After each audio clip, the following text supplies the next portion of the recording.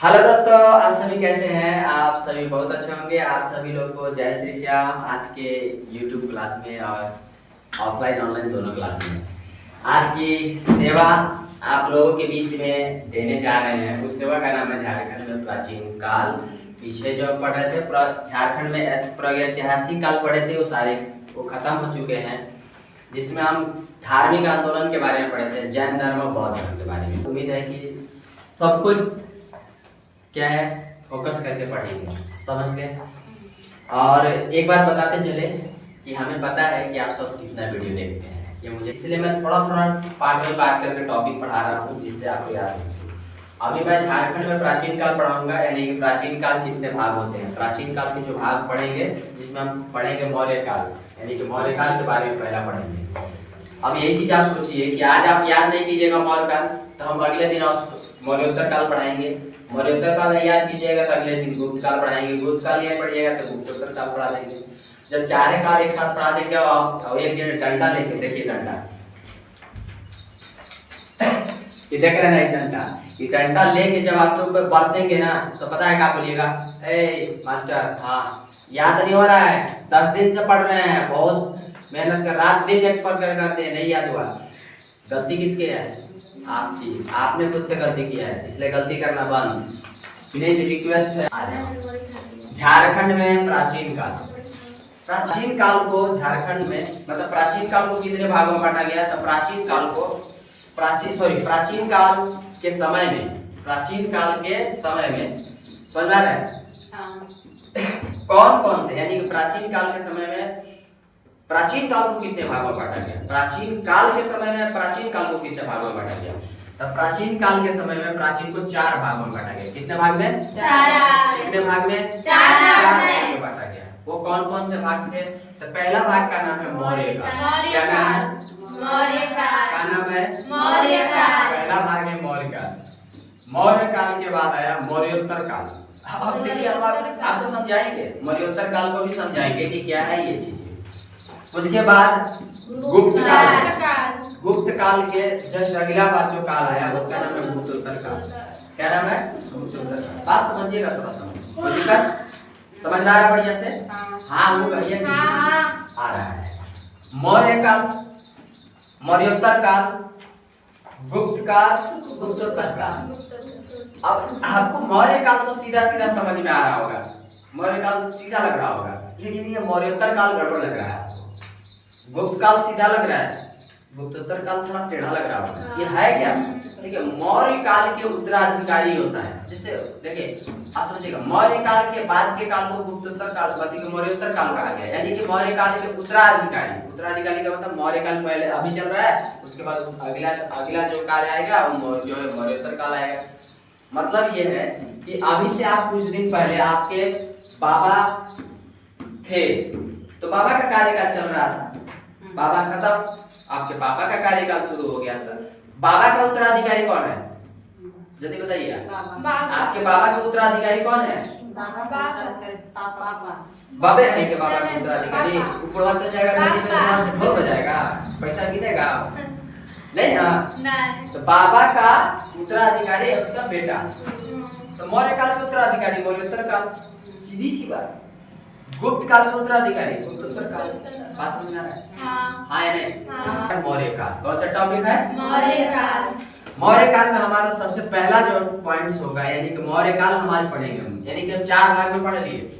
4 भाग कौन कौन से हैं? उसका पहला टॉपिक है मौर्य काल। कौन सा काल? मौर्य काल। इसका समय कितना था? कार्यकाल कितना से कितना था? तो मौर्य काल का समय है 322 ईसा पूर्व। कितना?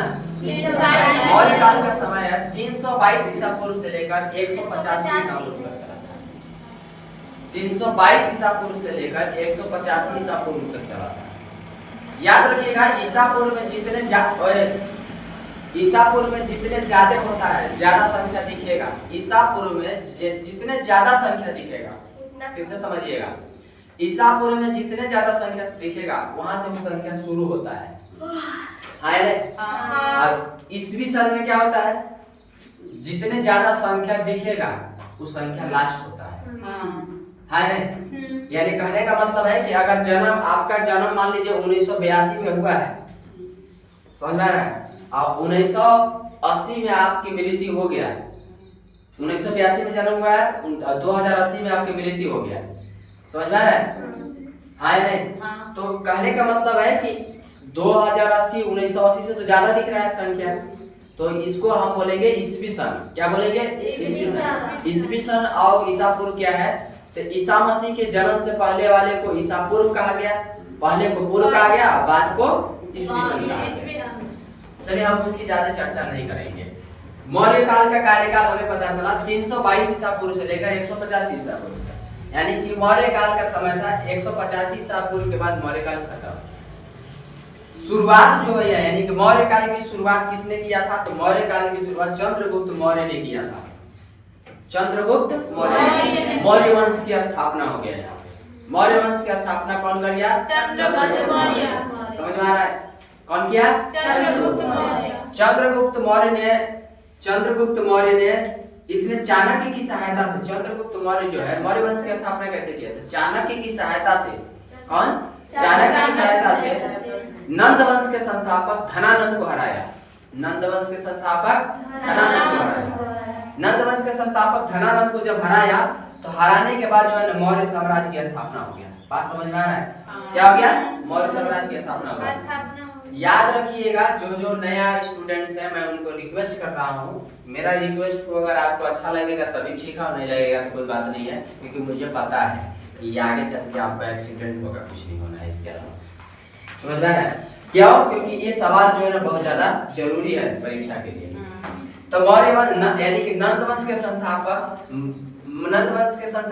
धनानंद को हराकर चंद्रगुप्त मौर्य ने चाणक्य की सहायता से, किसकी सहायता से? चाणक्य की सहायता से धनानंद को हराया और मौर्य वंश की स्थापना किया, मौर्य साम्राज्य की स्थापना की। समझ में आया? धनानंद सॉरी नंद चाणक्य कौन था? चाणक्य का अन्य नाम विष्णुगुप्त कौटिल्य भी है। चाणक्य का अन्य नाम क्या है? तो विष्णुगुप्त कौटिल्य। समझ आ रहा है? चाणक्य का नाम विष्णुगुप्त कौटिल्य। इस चाणक्य चंद्रगुप्त मौर्य से चाणक्य का संबंध क्या है? तो चंद्रगुप्त मौर्य के चाणक्य से संबंध हमें उम्मीद है कि लगभग किसी को पता नहीं होगा। चंद्रगुप्त का सबसे बड़ा मतलब कि राजनीतिक गुरु कौन है? चाणक्य। चाणक्य ने ही, इसकी कहानी थोड़ा लंबा है लेकिन मैं यहाँ सुनाऊंगा नहीं, ठीक है, क्योंकि उतना लंबा काट देंगे तो वीडियो लंबा हो जाएगा। तो चाणक्य जो है, चाणक्य चंद्रगुप्त का मेन प्रधानमंत्री है, समझिए। समझ में आ रहा है? हाँ। अब आइए सलाहकार समझिए एक तरह से। मौर्य साम्राज्य की स्थापना। मौर्य साम्राज्य में कितने वंशों ने शासन किया? मौर्य साम्राज्य में कितने लोगों ने शासन किया? तो मौर्य साम्राज्य में 3 लोगों ने शासन किया। कितने? 3। एक का नाम था चंद्रगुप्त मौर्य, दूसरा का नाम है बिंदुसार और तीसरा का नाम है अशोक। ठीक है, देखिए चंद्रगुप्त मौर्य मगध का सबसे बड़ा शासक रहा।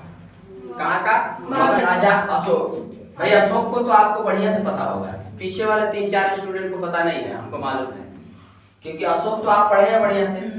अशोक सबसे बड़ा महान शासक रहा, लेकिन याद रखिएगा अशोक सबसे बड़ा हत्या कराने में सबसे पहले था। उसका हृदय परिवर्तन अशोक का हुआ था कलिंग युद्ध में। कलिंग का संबंध उड़ीसा से है। मौर्य काल यहाँ तक समझ में आया? यानी कि मौर्य वंश में कितने शासन किए? 3 लोगों ने किए थे।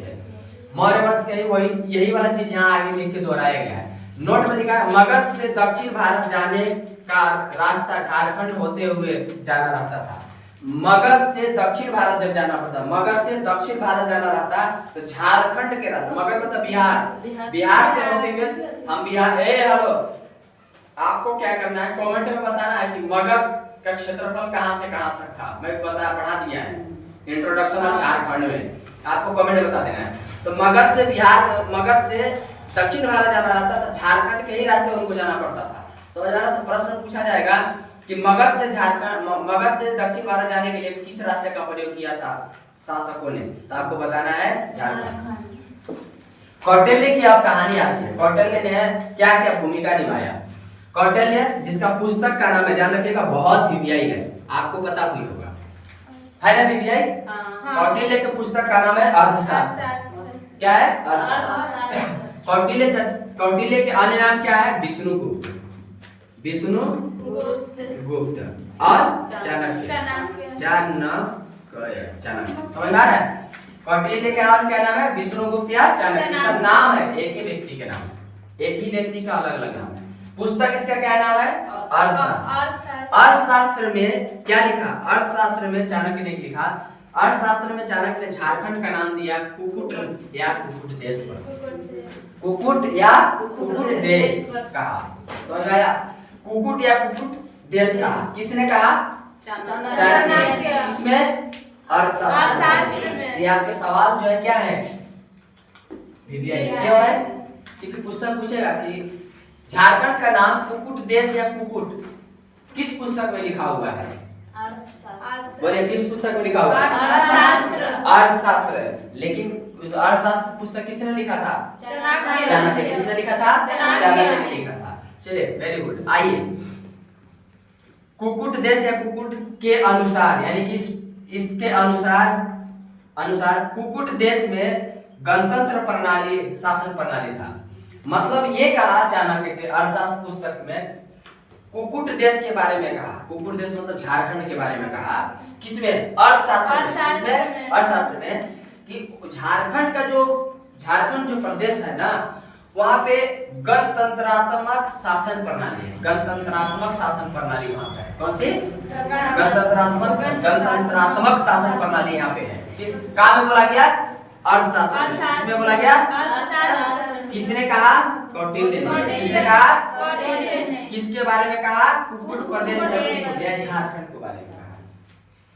चंद्रगुप्त ने कौटिल्य के अनुसार, ध्यान दीजिएगा, चंद्रगुप्त मौर्य की बात हो रहा है। चंद्रगुप्त ने कौटिल्य के अनुसार झारखंड में